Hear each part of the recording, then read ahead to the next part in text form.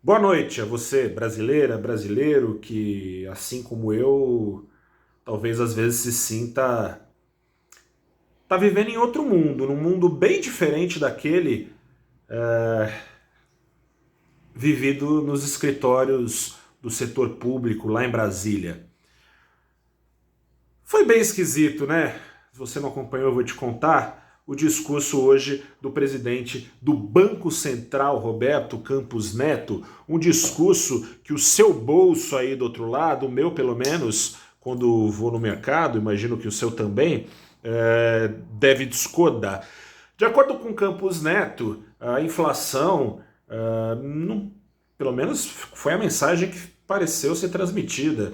A inflação não exige uma alta maior do que de um ponto nos juros na semana que vem. Tem decisão do Copom na próxima quarta-feira, quarta-feira da semana que vem, dia 22. O mercado, diante das evidências, diante de projeções para 2022 que não pararam de subir, projeções para a inflação não pararam de subir, mesmo com uma Selic já a 5,25, mesmo com a promessa de alta de um ponto na próxima semana, mesmo com a promessa de Selic só parando de subir, ainda que prejudique o crescimento, quando domar a inflação, mesmo com essas promessas, as projeções para o ano que vem não pararam de subir. O mercado, então, vinha esperando que o Banco Central endurecesse ainda mais o discurso e não fosse leniente com a inflação, o discurso e a prática, subindo, então, os juros na próxima semana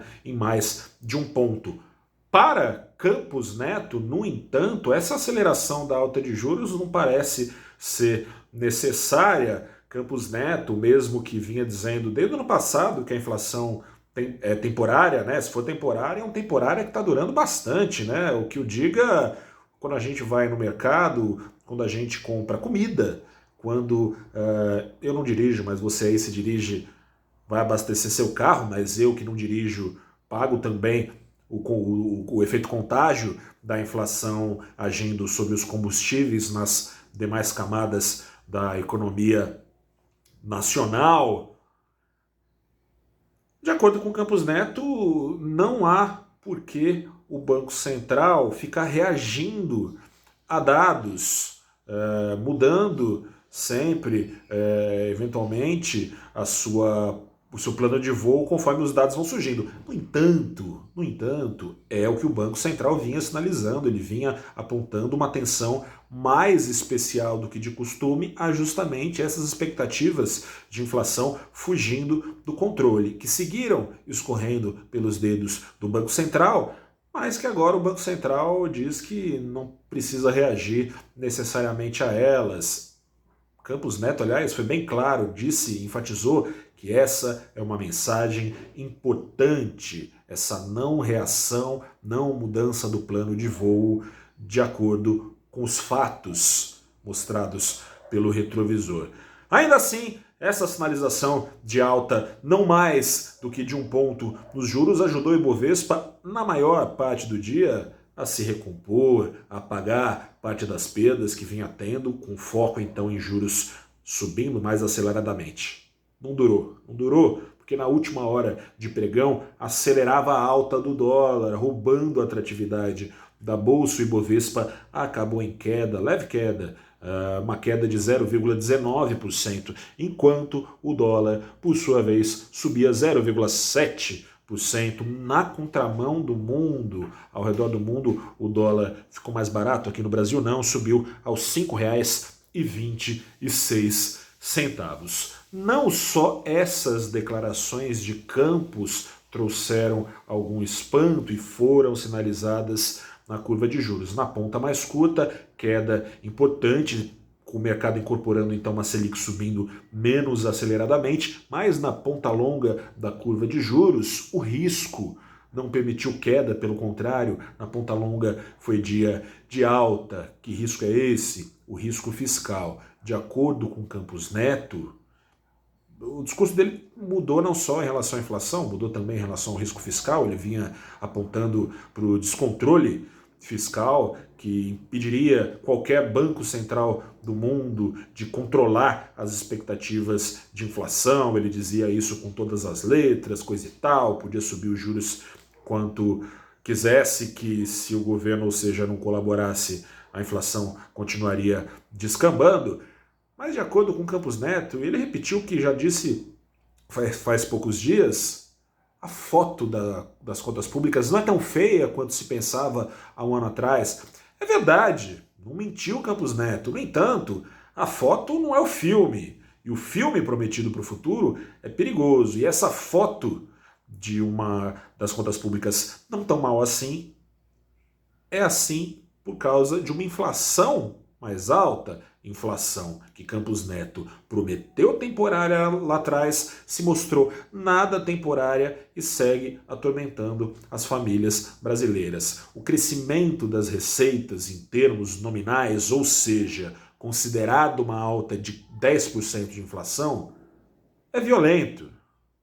O crescimento do PIB, considerada a alta da inflação, é na faixa dos 2 dígitos. Quando se divide o PIB pelo déficit, pelas despesas do governo, a dívida do governo fica ali em proporção ao PIB, não de 100% quanto se pensava, como diziam os analistas faz um ano, e 85%, porque não previam essa inflação descontroladamente alta como está. Inflação que espera-se vai cair.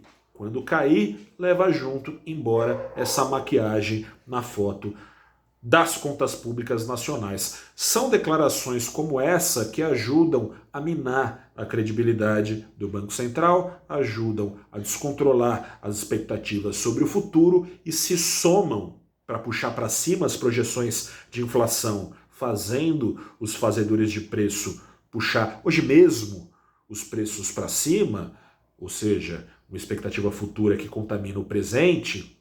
Essas declarações se somam a outras que foram dadas depois do pregão do ministro Paulo Guedes, que parece também viver nesse universo paralelo. De acordo com o ministro Paulo Guedes, o dólar está alto por causa do risco político, como se fosse uma coisa da qual ele nada fizesse parte. Ele faz parte do motor de risco político do governo. O seu chefe, presidente Jair Bolsonaro, é o grande motor de risco político, ameaça a democracia, depois volta atrás, promete um Bolsa Família necessário, mas que nem por isso aumentará perenemente os gastos do governo, sem que nenhum outro seja cortado estruturalmente.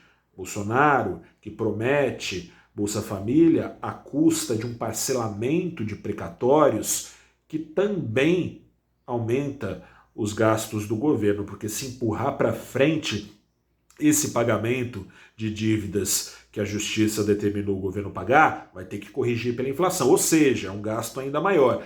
Não dá para ignorar esse tipo de coisa. Na semana que vem tem decisão de juros, vamos ver se o Banco Central consegue recuperar a credibilidade, algo que tem sido paulatinamente perdido. Já são 8 semanas de expectativas de inflação se distanciando, semana a semana, sem tirar do centro da meta em 2022. Eu sou o repórter Gustavo Ferreira, do valorinvest.com. Te convido a continuar conosco e se cuidar aí do outro lado. A pandemia parece para muita gente esse universo paralelo que não acabou. Que acabou, mas não acabou não. Se cuide, eu me cuido daqui. Grande abraço, até a próxima, boa noite e tchau.